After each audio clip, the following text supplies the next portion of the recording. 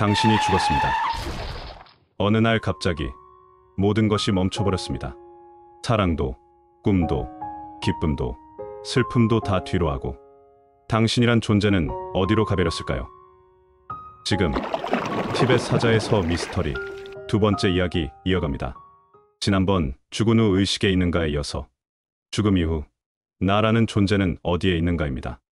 환영, 신, 윤회, 그리고 의식의 자유에 대하여 시작합니다. 당신이 죽었다고 상상해 보십시오. 당신의 심장이 멈추고 호흡이 끊어집니다. 세상은 계속 돌아가지만 당신은 그 바깥에 서 있는 듯합니다. 사람들은 눈물을 흘리고 누군가는 조용히 기도합니다. 하지만 이상하게도 당신은 여전히 어디엔가 존재하고 있습니다. 아니, 어렴풋 느끼실지도 모릅니다. 모든 생명체의 마지막 본성이죠. 뇌의 잔영인지는 몰라도 눈부시게 밝은 빛이 다가옵니다. 그리고 익숙하지 않은 형상들이 당신 앞에 하나둘 나타나기 시작합니다. 그 순간 당신은 속삭이듯 깨닫게 됩니다. 어쩌면 말입니다. 나는 아직 끝나지 않았다. 티벳 사자에서는 바로 이 지점, 죽음 이후 의식이 남아있는 순간부터 이야기를 시작합니다.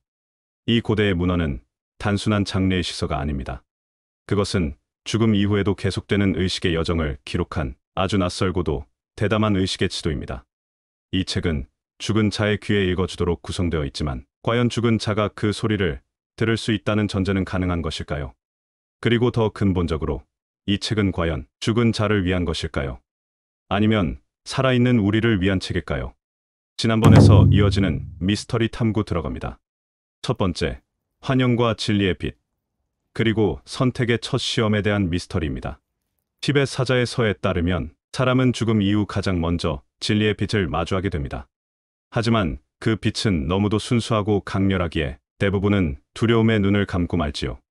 그리고 그렇게 빛을 외면한 자는 자신이 만들어낸 환영의 세계 속으로 떨어지게 됩니다. 그 환영은 살아있을 때 우리가 외면한 진실들, 즉 공포, 죄책감, 집착과 같은 것들이 형상을 입고 나타난 결과입니다. 티벳 불교는 이 모든 것이 자기 마음의 투사라고 말합니다. 하지만 중요한 건 그 순간 당신이 그것을 환영으로 알아차릴 수 있는지입니다. 그것이 진실인지 허상인지 식별할 수 있는 자만이 그 빛을 향해 나아갈 수 있다고 하지요. 두 번째, 신인가, 마음인가, 바르도의 존재들에 대한 미스터리입니다. 죽은 자는 49일 동안 수십 개의 평화로운 신과 분노한 신을 마주한다고 합니다. 그들은 천상의 존재 같기도 하고 때로는 악몽 속 괴물 같기도 합니다. 그런데 그들은 실제로 존재하는 것일까요? 아니면 우리의 무의식이 만들어낸 또 다른 자아의 얼굴일까요? 티벳 불교는 이 존재들 역시 결국 우리 내면의 감정, 기억, 업의 형상화에 불과하다고 말합니다.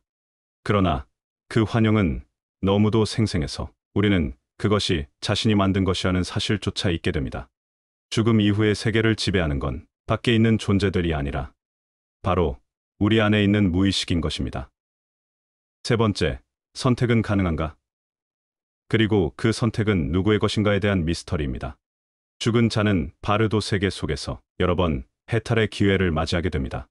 그러나 과연 그때 선택이 가능할까요? 죽음이라는 극단적 충격 속에서 정신을 또렷하게 유지하고 판단할 수 있을까요? 티벳 사자에서는 말합니다. 선택은 가능하다. 단, 살아있는 동안 마음을 단련한 자에게만.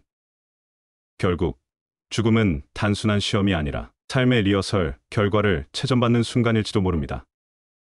네 번째, 윤회는 선택인가, 운명인가에 대한 미스터리입니다. 티벳 사자에서는 단순하게 말합니다. 빛을 선택하면 열반, 빛을 피하면 윤회. 하지만 현실은 그리 간단하지 않습니다. 대부분의 존재들은 윤회의 길을 선택합니다. 혹은 선택한 줄도 모른 채 그 길을 따라갑니다. 그렇다면 우리는 진정 윤회를 거부할 수 있는 존재일까요? 아니면 이미 업이라는 법칙 안에서 정해진 시나리오를 단지 착각 속에서 살아가는 것일까요?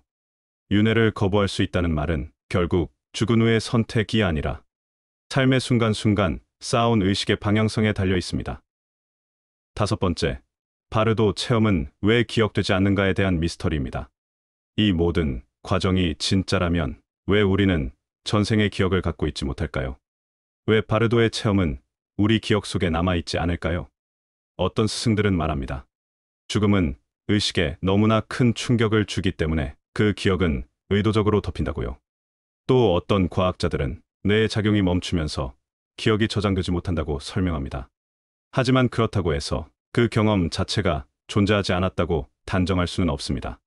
기억은 사라져도 의식은 흔적을 남깁니다. 어쩌면 우리는 기억만을 진짜라고 믿는 현대적 편견 속에 살고 있는지도 모릅니다.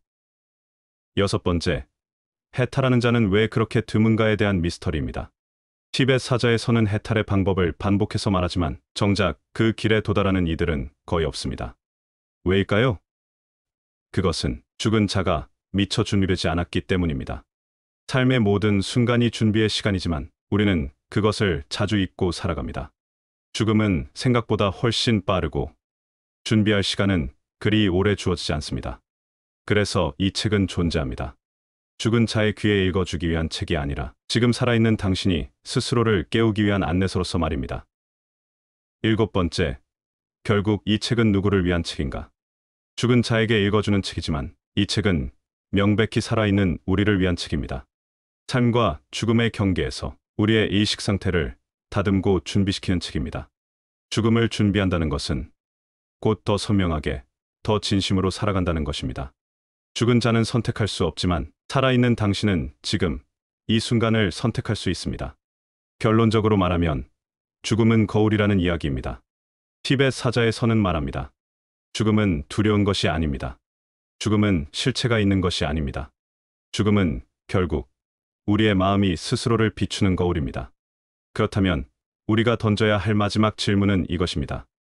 나는 어떻게 죽음을 맞이할 것인가? 그리고 그 질문의 진짜 의미는 나는 지금 어떻게 살아가고 있는가라는 것입니다. 오늘 이야기는 여기서 마칠까 합니다.